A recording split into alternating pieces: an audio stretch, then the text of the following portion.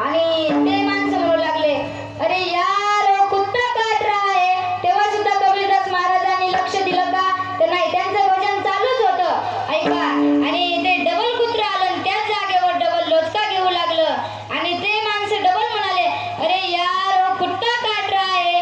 कबीरदास महाराजांनी त्यावेळेस सुंदर उत्तर दिलं, ये कुत्ता जाने या फिर वो चमड़ा जाने, उसने मेरा कुछ नहीं गिरा. भक्ता इसे जाना दे